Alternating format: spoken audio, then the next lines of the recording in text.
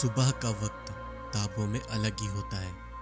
ठंडी हवा धीरे से चेहरे को छूती है और पूरा गांव जैसे चुपचाप सांस ले रहा हो। सूरज की पहली रोशनी मिट्टी के घरों पर पड़ती है। कहीं से चाय के भाप उड़ते हैं, कहीं से बर्तन की हल्की आवाज आती है। बहुत ठंड है यहाँ, पानी जमा हुआ है इसलिए इधर से भर के ले जाना पड़ रहा है। हम सब उठकर एक साथ ब्रेकफास्ट करते हैं। गरम चाय, थोड़ा सा खाना और आंखों में आज का सफर। ब्रेकफास्ट के बाद हम निकल पड़ते हैं ताबो की पतली गलियों से। बस साड़ी उठा के ले जाएगी, सीधा रे मोनेस्ट्री छोड़ेगी। कर्नाटका से कम्प्लीटली अपोजिट है ये जगह, पूरा अपोजिट। इससे कुछ एक्सपीरियंस नहीं कर सकते हम लोग। ठंड तो फटी जा रही है। जब -30-25 से ऊपर होगा ना तो मेरा पूरा कपड़े निकाल के चड्डी के ऊपर बाहर आके घूमूंगा। ये रिकॉर्ड कर लेना है ना, ये रिकॉर्ड करके रखना, इससे करवाना है। हाँ, ये रिकॉर्ड करना। जहाँ -30 डिग्री होगा वहाँ बर्फ डालेंगे पानी में और चड्डी में इसको लाके डुबाएंगे अंदर। फिर देखते हैं माइनस में कितना सरवाइव कर पाता है। ये सब मेरे लिए तो कॉमन है सब। ये ठंडी तो ये मेरे रिकॉर्ड कर लेना, ये चीज है ना, ये चीज रिकॉर्ड कर ये लेना। मेरे लिए सब मीठी ठंड है। मीठी ठंड है इनके लिए, अपन खट्टी ठंड बनाएंगे। हाय गाइस, अभी हम जा रहे हैं Tabo monastery. Will walk through it and will let you know in some time. गो।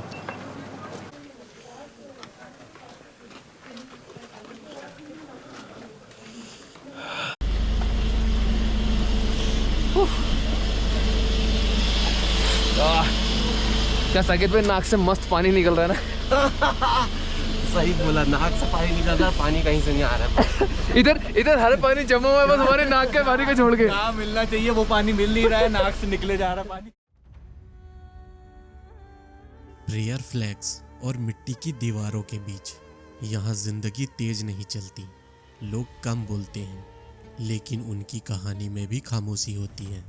और फिर दूर से नजर आता है ताबो मोनेस्ट्री, शांत, स्थिर और वक्त से परे।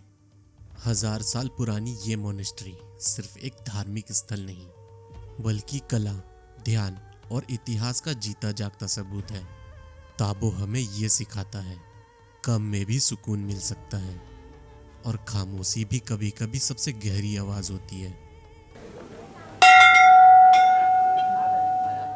जैसे ही आप इसके अंदर जाते हो, दीवारों पर बनी हजारों साल पुरानी चित्रकला आंखों के सामने जिंदा हो जाती है। इसी अनमोल कला के कारण ताबो को हिमालय का अजंता भी कहा जाता है। यहाँ वीडियोग्राफी की इजाजत नहीं थी, इसलिए हमने नियमों का पूरा पालन किया।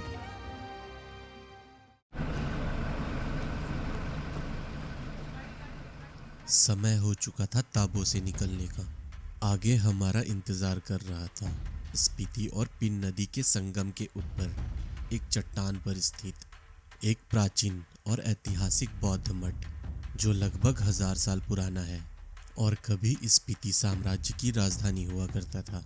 भाई ऐसा हाल है कि यहाँ पे पीने का पानी भी जम चुका है। सब तो अच्छा चल रहा है, स्नोफॉल का एक्सेप्ट है।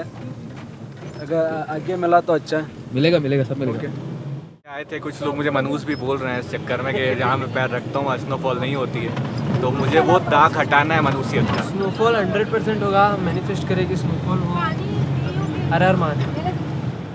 बहुत ज़्यादा ठंड है यहाँ पर। एक तो माइनस में जा रहा है टेम्परेचर और बहुत डिजीनेस फील हो रहा है, और क्या बताऊँ।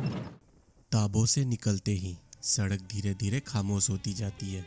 गाड़ी के शीशे से दिखती है नीचे बहती स्पीति नदी और चारों तरफ सूखे कठोर पहाड़। ये रास्ते आसान नहीं, पर खूबसूरत जरूर है।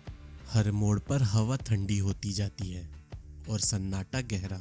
जैसे जैसे आगे बढ़ते हैं, दूर ऊपर पर एक चट्टान पर वो स्थल और ज्यादा साफ दिखने लगता है। आसमान और जमीन के बीच खड़ा हुआ इतिहास, धंकर मोनेस्ट्री।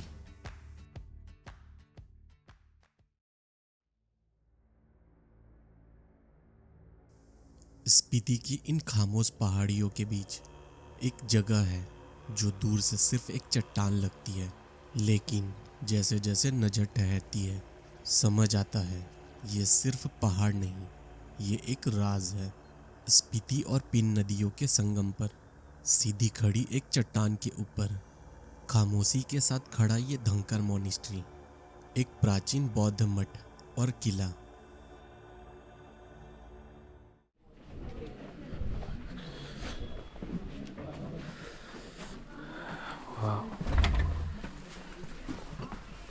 Crazy.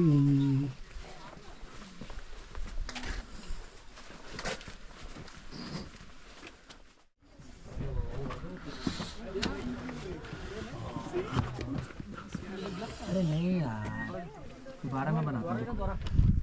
ऐसा बोल लेना था। अभी अच्छा है। वो कट गई।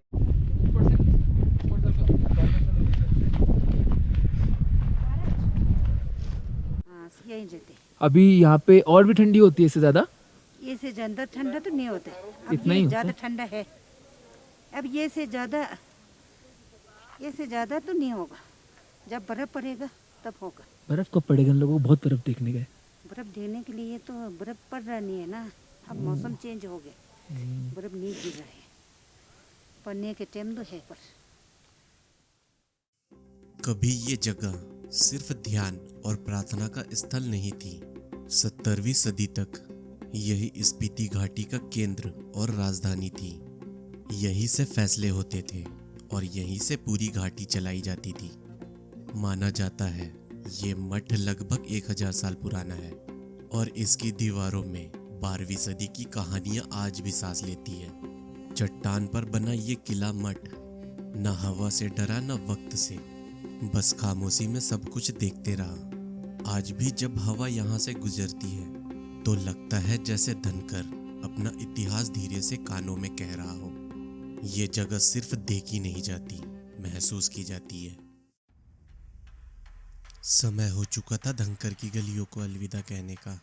अब हम जा रहे थे एक बिल्कुल अलग ही तजुर्बे की तरफ। आइस कैफे स्पीति घाटी में लिंगटी गांव के पास, लिंगटी झरने के बिल्कुल करीब, काजा और धनकर के बीच पड़ता है ये अनोखा सा ठिकाना। दूर से देखते ही लगता है जैसे बर्फ ने खुद एक कलाकृति बना दी हो, और पास जाते ही पता चलता है ये सिर्फ कैफे नहीं, लोकल लोगों की रचनात्मक सोच का नतीजा है। इस कैफे को पूरी तरह बर्फ से बनाया जाता है और इसकी खूबसूरती को जिंदा रखने के लिए रोज इस पर पानी का छिड़काव किया जाता है। इस वजह से इसे भारत का पहला फ्रोजन आइस कैफे कहा जाता है। धनकर के बाद आइस कैफे पर रुककर समझ आता है स्पीति सिर्फ ठंड नहीं, तजुर्बे की जगह है।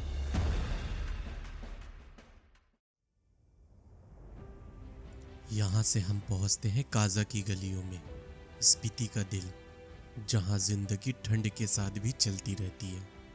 सड़क के दोनों तरफ छोटी छोटी दुकानें, रंग बिरंगे बोर्ड और लोकल लोगों की सिंपल मुस्कान। काजा का मार्केट सिर्फ बाजार नहीं, ये स्पीति की रोजमर्रा की कहानी है। कहीं गरम मोमोज की भाप, कहीं चाय के कप के साथ बातें, और कहीं वूलन कपड़ों की दुकान पर ठंड से बचने की तैयारी। यहाँ शहर का शोर नहीं, पर जिंदगी की आवाज जरूर है। हर चेहरा, हर दुकान स्पीति के सख्त मौसम के बीच जीने का हौसला दिखाता है। आइस कैफे के ठंड के बाद काजा का ये मार्केट इस सफर का सबसे जिंदा हिस्सा लगता है। स्पीति में अगर कहीं जिंदगी को करीब से देखना हो तो वो जगह है काजा की गलियां।